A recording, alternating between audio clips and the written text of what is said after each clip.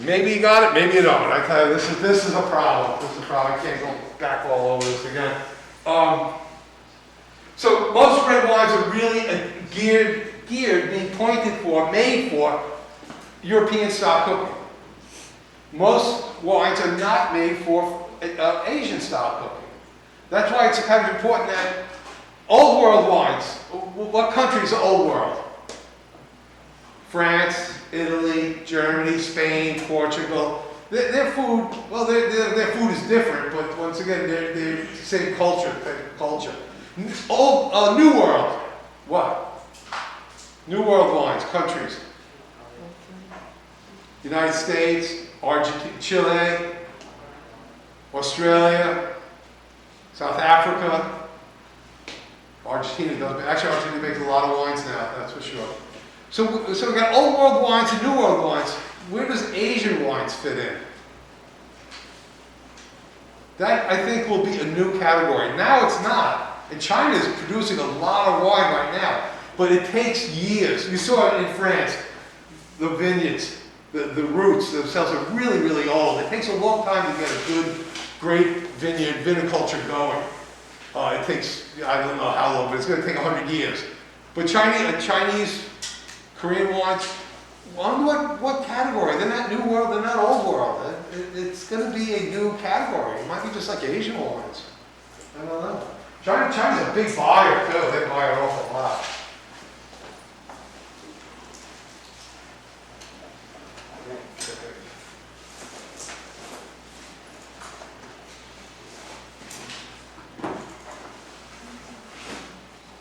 This is part of the video too.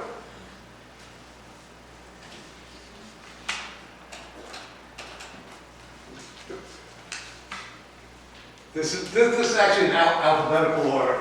In production, it would be United States, probably Chile, Australia, New Zealand. Mexico is up and coming. And once again, their wines are very sweet, which is not bad, really, for the Asian market, that's for sure. Once again, this is all on video. I'm not going to go through this again, but a little history. Who gave you the lollipop? Who? All right. You Catholic, Christian? Yes. Yeah. I mean, the reason why the wine-producing countries, the big ones, are all Catholic, because of the church. Where the church went, the vines went. And so if you think about any of these countries, Mexico is a very Catholic country, that's for sure. So wherever the church went, so did the wines. Blah, blah, blah, blah, blah, blah. This is all in the video. Phylloxera. This is actually very important when we talk about Chile wines.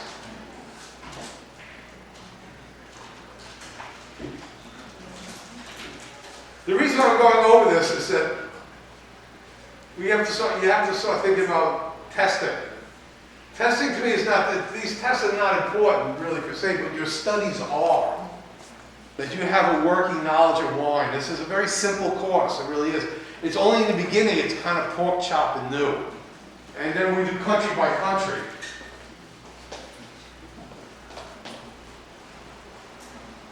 Phylloxera killed the European wine production. And if you're a winemaker and everything's dead, what do? Drive a taxi? Build houses? What do? You leave.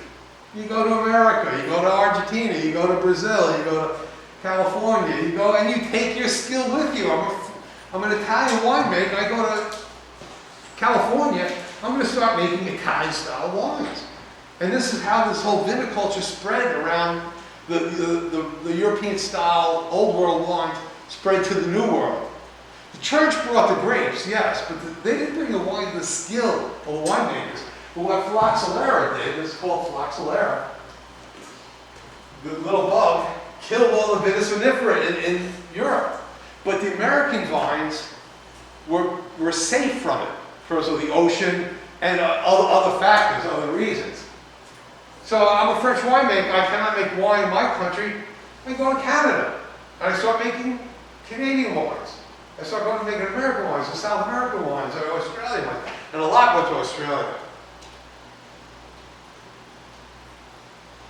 when we get Australian wines, so we do some ice wines, because they had quite a few Germans move there.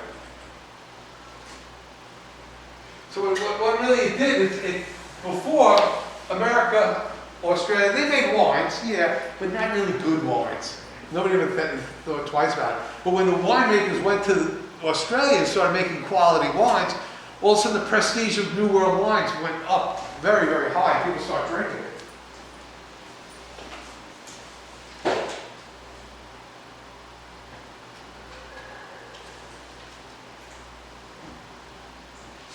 This is a question they talk about today. So in Europe they all died, so then they took the roots from America and the New World and brought it to the Old World. So Old World wines are actually New World Vinus vinifera. So people say they don't know which one is better. And to me, some Chilean wines are equal to a good French wine. That's for sure, in taste. What else did we miss? Let's review those films.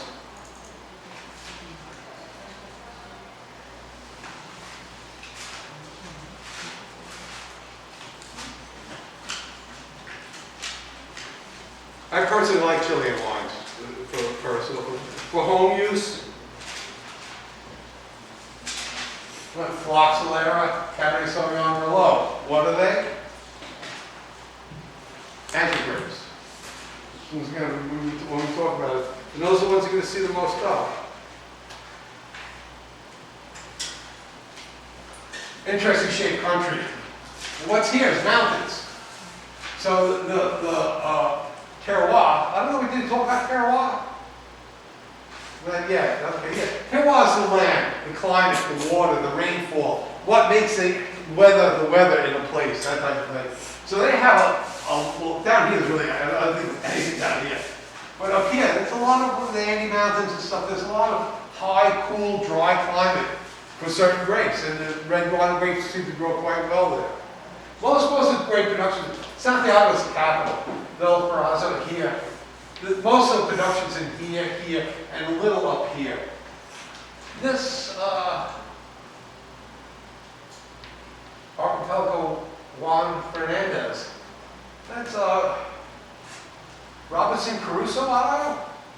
That's Chincha, Robinson Crusoe Island. That's actually where he was. Numbers are big. Floxolera, we talked about that. What we talk about in each country has their own laws. And I don't go deep into it because it is very crazy. But this stuff is kind of light. 75% of variety, at least 75% of the year. So if it says Cabernet, it's going to probably be must be 75%. It could be 80%, it could be 90%. Rarely do you see 100% of any one type of grape in a wine. It's usually blended with something else. And that's why the Grisel, the German wine, is a very sweet wine, so they might just add 10% of that to balance out a wine. Each region and counties, they have their own regulations. You know, it's a long country. So Kyeonsan-namdo, Kyeonsan-bukdo, they have their own laws. So we're not looking at, once again, this class is not really for that. You want to be a sommelier, you need to know that. You want to enjoy wines and know a little about wines, this is the class. This is what I want you guys to do. And this is true of most New World wines, no restrictions. France is very, very strict on how big, how wide, how tall. Germany's even worse. How many plants per hectare, how tall, how far apart, that type of thing. Most New World wines in viticulture, there's no restrictions. Now, like you get to California, like the only restriction, California wine must be Beck percent California grapes. EU is a little different right now. But this wine, which I don't know whose it is, I'd like to find out whose it is.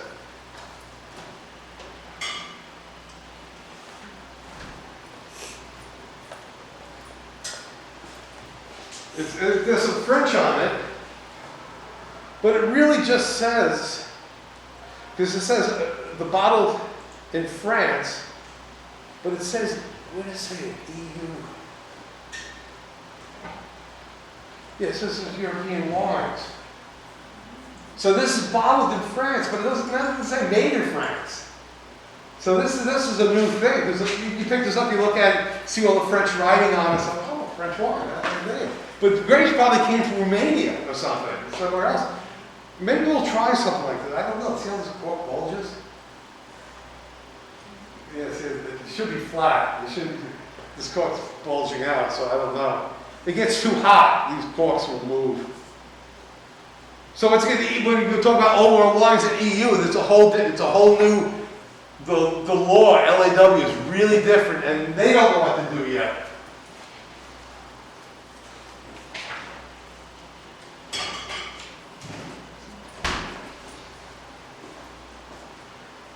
$75 to 85% generally with this rule you see on most countries when we go to it.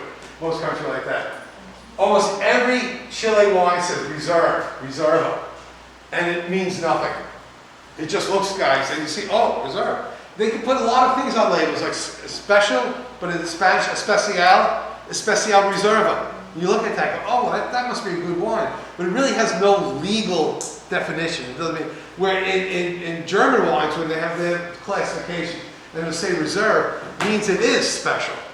So New World wines in general, there's really very little restrictions on that, but they all seem to have certain percentages. In France, I think it's 100% the year. Must be 100% the year if it's going to say the year. So, but it can be blended from even 10, 15 different types of grapes. Old World wines do not say, once again, if you watch a video about Old World wines, a wine label reading, go back and watch those things, please, so we can move a little faster. Plus, for the testing, on the Old World wines, they do not say the varietal. New World wines do. We're having the New World wine, so I know. At the bottom, oh, Cabernet Sauvignon. I know that flavor. If it was a French wine, it would just say Chateau YSU. I would not know. And it doesn't. If you turn on the back, I'm not going to tell you what it is either. So the Chile is where they most of them are set up.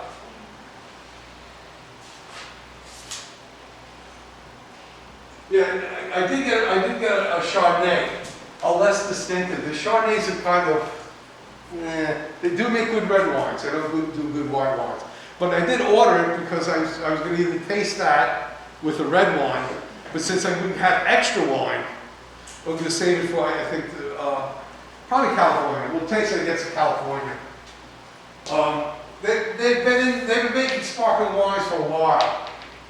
Sparkling wines, you can't call them champagnes because they are not from the Champagne region, but they're sparkling wines. They're not really known for anything, but they've been making it for a while, and they should be getting better. The problem is white grapes. You can make a champagne from red grapes, that's for sure, but it's not the same as. I tell you, you make a sparkling wine. I keep saying champagne because I grew up in America where sparkling wines are still called champagnes. So because next week we're offline, and you're studying about New Orleans wines, but specifically American wines. And it's going to be basically set up the same way. A little of the history, what's grown there, a little about the law, a little about the tasting, and that's about it, right? But I want you guys to take notes on this stuff. I break it down into American wines in general. Because almost every state makes wines. And there's a thing called AVAs. They're areas that grapes are grown. And some AVAs, like the Ohio River Valley AVA in America, is the size of South Korea. It's that big. And there's some that are the size of Bonsall in California. They're that small. It's kind of interesting how that works. So each AVA has its own laws. What's grown in New York has actually a lot of Germans moved to New York. My mother's side is the German side. They came from Germany in 1860, a long time ago. But then a lot of them settled in New York, and northern New York grows a lot of German-style wines, just because the immigrants moved that way. California has a lot more Spanish and French and Italians because it's a little warmer there. So, once again, there's a couple of videos. One's about general American wines, and then Washington and Oregon.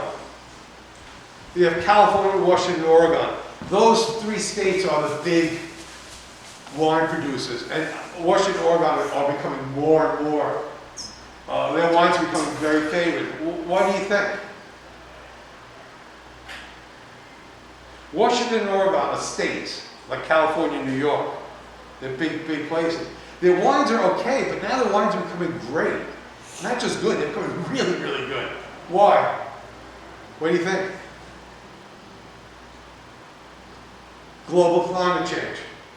The climate's changing. It's becoming a little drier, getting a little more sunshine. It's scary. I mean, in Spain, they've grown grapes here. Now they're going slowly up the mountains because it's getting too hot and dry down below. They're moving their vineyards slowly up. But they've been doing that for almost like 200 years. So global change has been going on really, really long. Just now it's going a little faster. And Oregon and Washington wines are really, really pleasant wines. Hard to get in Korea. I haven't seen too many. And they used to get it, when I was in America, you could get them very cheaply. But from my friends tell me now, their quality is going up really, really high. But so that's how they're all basically laid out. Whew. It's hard talking with this stuff. I know you guys want to get to tasting.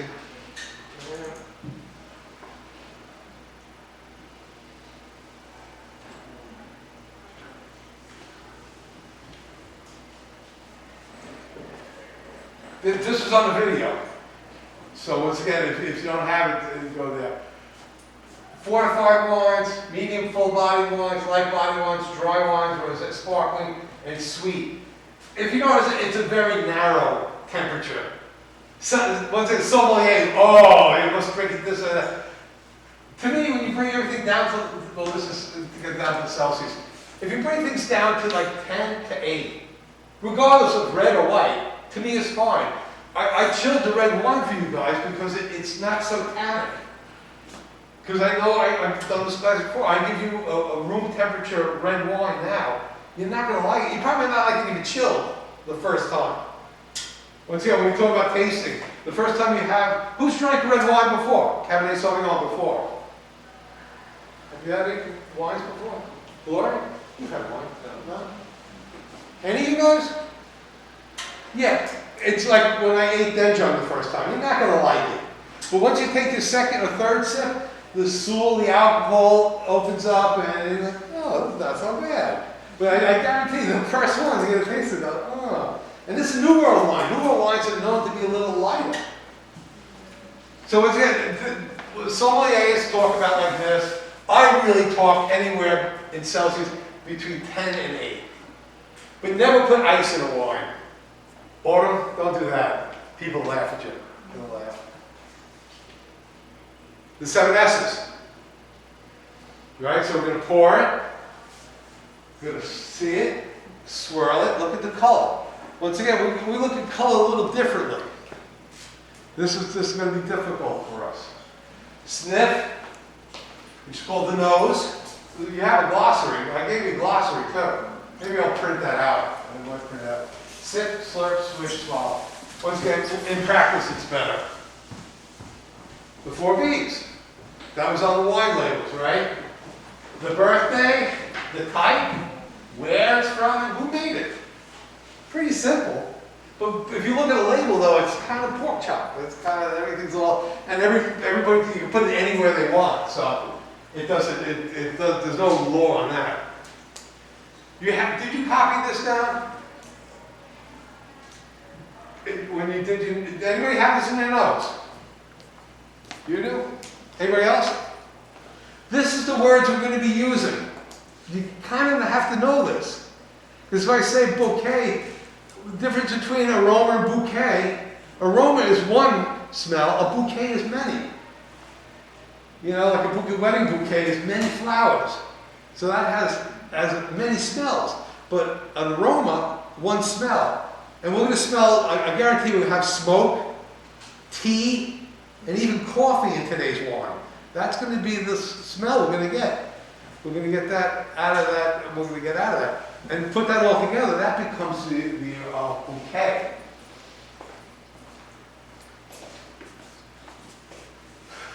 guess I'll put this up on my tasting. Body is very important. Body, when you put it in your mouth, before you swallow it, how heavy is it? Is it thin? Or is it like honey? Not honey sweet, but honey thick. So once again, we'll use that term a lot. Okay, we talk about finish. After you swallow the wine, your mouth is empty. Once again, don't be grabbing for the Andrew. After you swallow, wait a second. Count it out. How long do you taste it? 1, 2, 3. And today's wine, I'm guessing, but once again, I have plenty of chili wines. You're going to count up to 7, 8. You're going to have a long finish. Some wines, 2.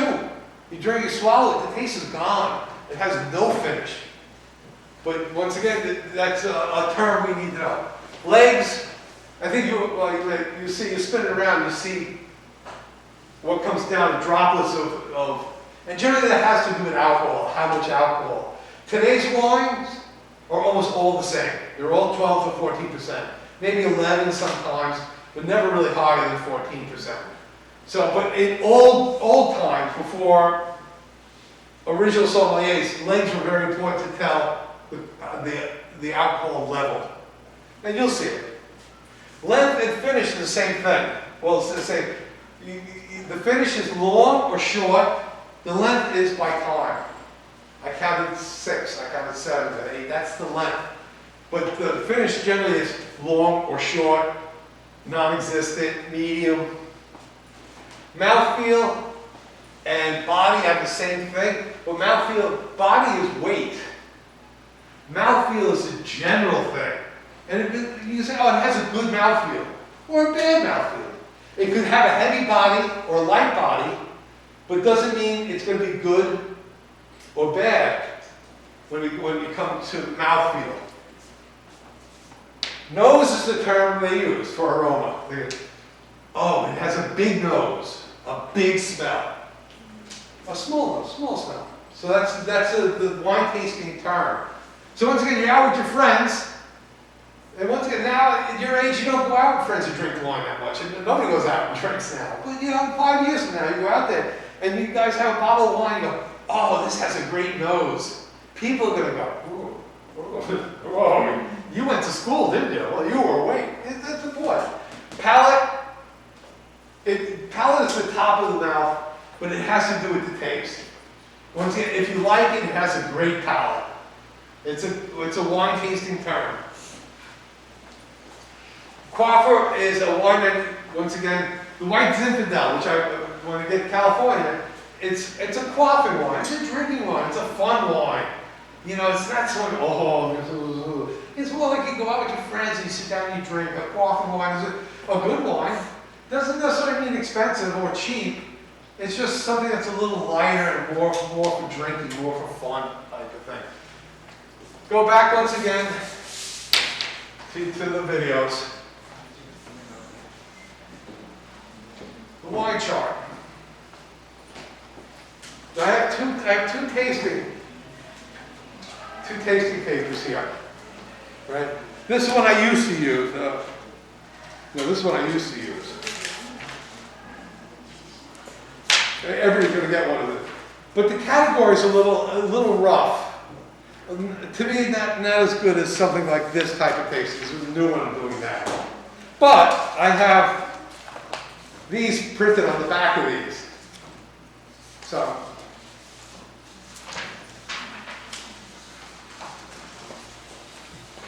some good student, no, we're going to use this stuff. Flip it over. Some good student actually spent the time and translated that wheel into Korean. Yeah. Save these papers. Save these. Bring these to class. So when we start tasting wines, we know what we're talking about.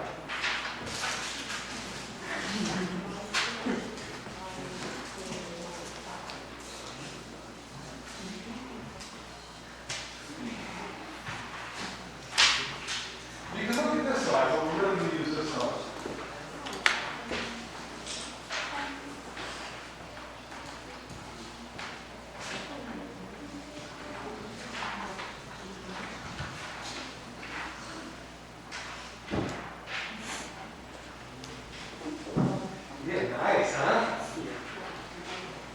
Like, once again, this is not an English class, it's a wine class. So I want you to understand what we have. Now, the translation's good? I don't know. Well, most students say, yeah, we're pretty good.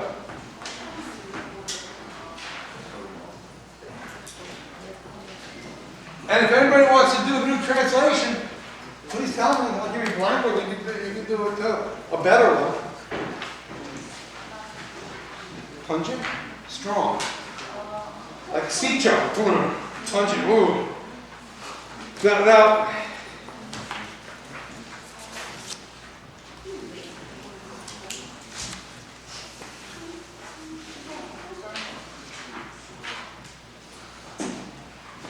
this is a better paper for.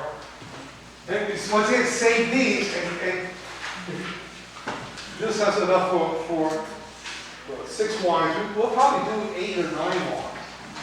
So, but save these so you can compare. When we're drinking French wines, I'm going to say, oh, this red wine very much like French, and you like Chile wines, and then you look at your Chile notes. You go, yeah, I tasted apple, or I tasted smoke or tobacco from this. Who smokes? How many? Who smokes?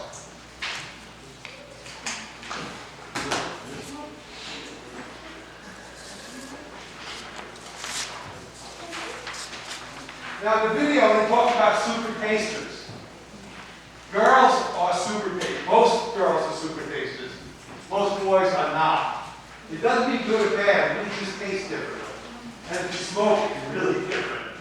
And I used to smoke. I smoked for many years, so I understand how it changes the flavor.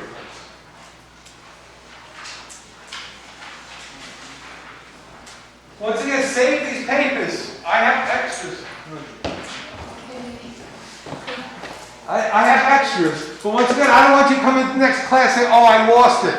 Because what it is, you're going to keep, we're going to use this one for keeping records of the wines that we taste. So we can compare country to country, wine to wine. If you lose this, then we can't. Then you won't remember. After 3 tastings, you're going to say, oh, it's like the Chile wine. You go, well, I don't know. But here you go, oh yeah, I tasted Sandali. I said, yeah, I tasted that. On the wine wheel, let's see if we get it better. That's round here, it's funny shape there. It's funny, my computer in my office, this is round. Here, it's odd shaped. That's the original one. Now she said pungent. She talked about pungent. If you open up a bottle of Sicho, you smell it. That's pungent. That's a very strong smell. Generally, things like in this side, well, microbiological, well, yeast is okay. Let's say from here to the end here, petroleum. These are generally negative tastes, not good. But here, like floral, spicy, fruity, vegetable, nutty, caramelized, woody, earthy, that's good. Chemical, pungent, oxidized. Oxidized hot oil? Nope, that kind of thing. And red wines, you can see the color of an oxidized wine very clearly. You can very clearly see if it is oxidized or not. Today, guessing once again, we're going to be more down here.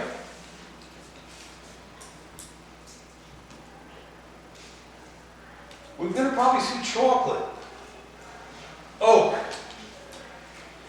burnt toast. You could get coffee, smoky. You can get these burnt flavors in there. Very earthy smell. How do I know this? They're sitting over there. I haven't tasted it. I never tasted this particular type. How do I know?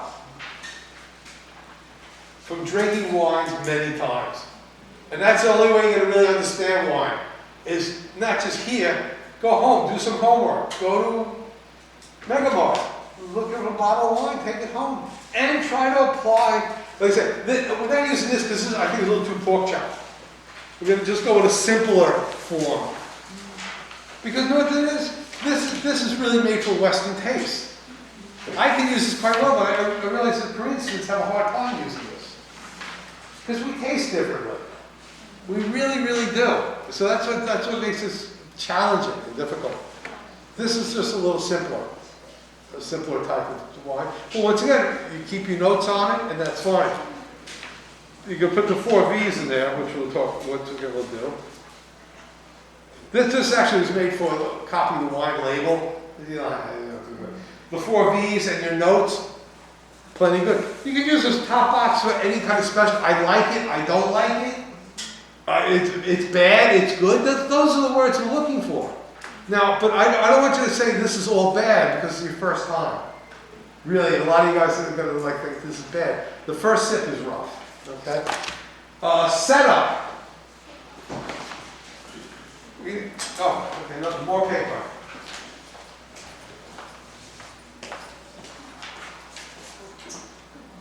Once again, we're going to have two different red wines. How are we going to tell the difference? Put one glass on one glass on the other, right? And then we pour the bottle. Basically, do 1 shot worth. Okay? Now, we could use a glass. If you do a shot glass, too much O2 in the oxygen. You pour it into there, a little too much. Wine should breathe. But doing that is a little too much. We have plenty of wine, right? But once again, just take 1 shot, number 1 shot, number 2. Leftover wine, we can all drink it. It's fine with me. It's your wine. When we're done with it, enjoy it. But it's a tasting class. It's a tasting class. We got to taste it. We have to do the S's. Do you have this in your notes? It's on the video. It's on the video.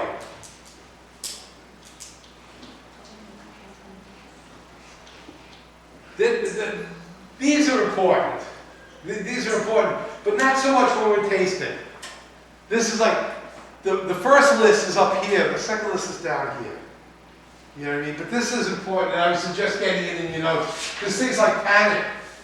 You're going to taste a lot of tannin in today's, which will be tart and maybe toasty. So once again, get this into your notebook so we can understand more about wines. Oops.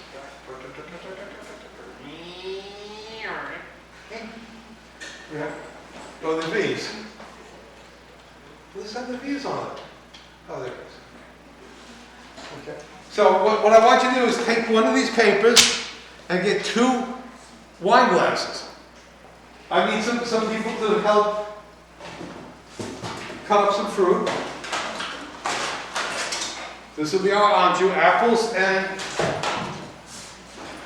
ivy crackers, which are very, very nice. Ivy crackers is actually really good for wine tasting because there's very little ghee in it.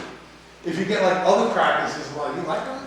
I like these actually. They're actually very simple crackers, very, very nice. So come on up.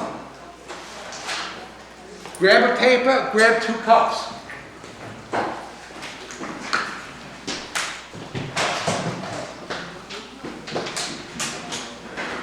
Come on. You guys got to do this up. You want cookies, students?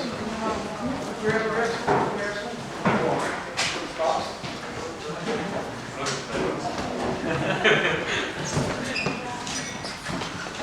Make sure they're clean, obviously.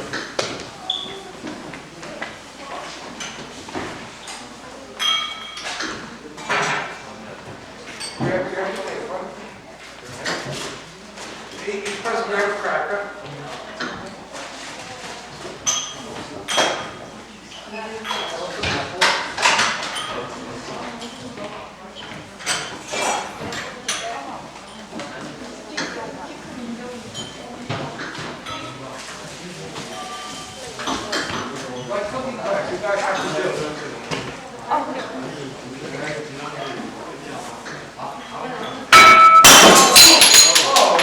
Already, 1 down.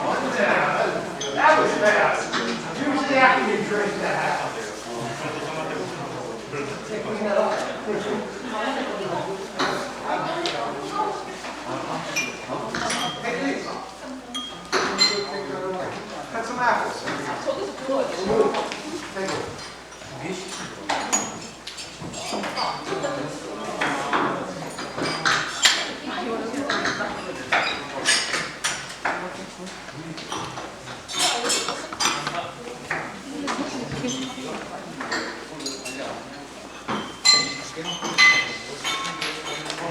We've got plenty of apples.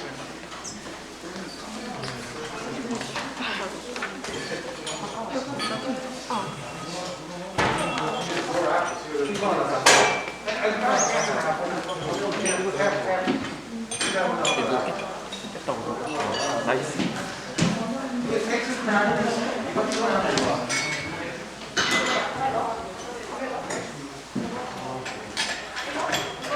Make sure they're clean.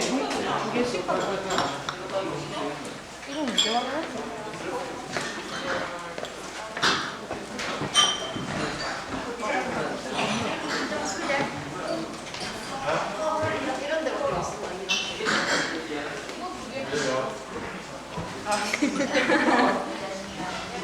Broken glass boy, watch me. Broken glass boy. Who? Broken glass? Who broke glass? I don't really care. Clean up. Outside, okay, yeah. It's bullshit. I'm not cleaning it. I don't do it. You break the glass, you clean it up. Oh, good idea.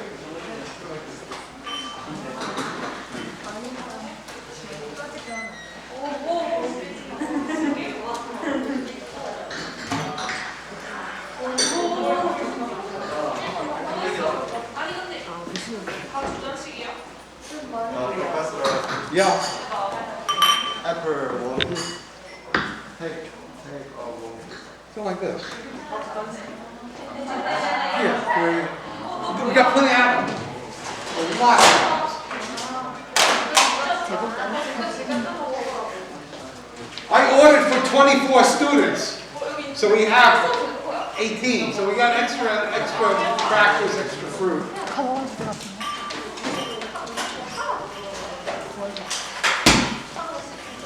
Ah, good boy. That's what I'm talking about.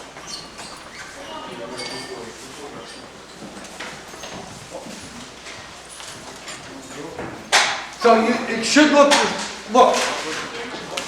this is what it should look like. Okay? Everybody, right? That's what your setup should look like. That's your mise en place. Okay, that's your mise en place. That's the first time you guys broke without drinking. After drinking. 우리 이거 가져갔나?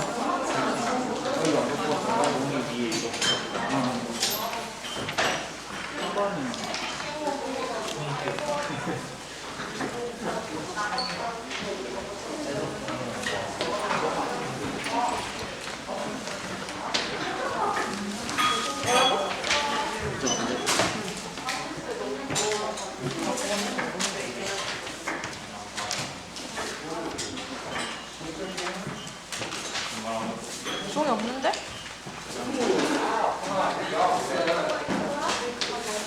Yeah, take 3 pieces. We have plenty. So, but make sure everybody gets it. Like I said, pouring the wine. You open the wine, take the shot, pass it around.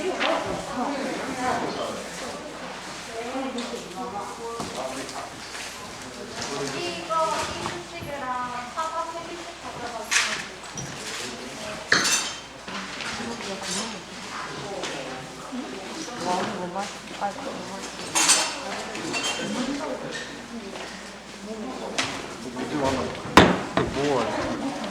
It's the 4 B's.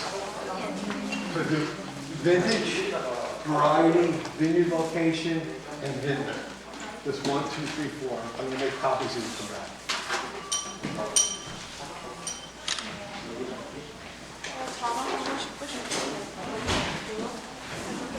밖에만 들어.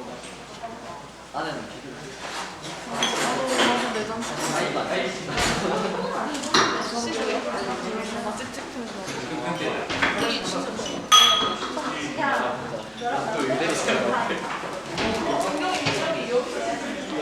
그물 나오나? 나온다. 아 그래?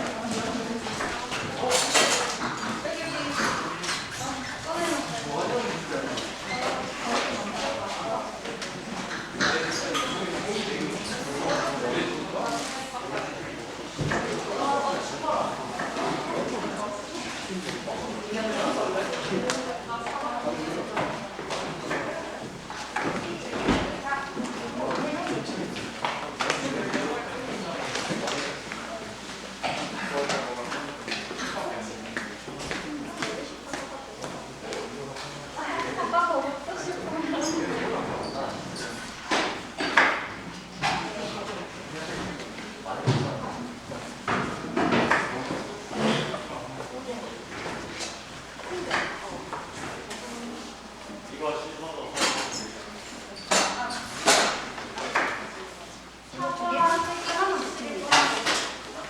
네, 하나만 더 드릴게요. 하나씩이요. 사과 세 개씩 가지고 가세요. 네.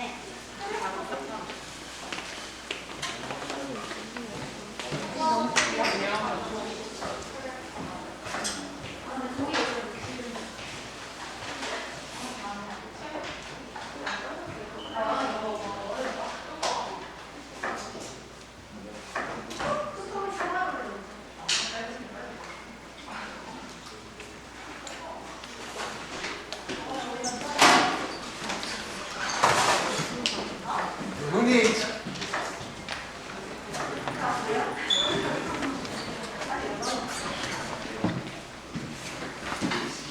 Okay, let's pause this for now or stop it.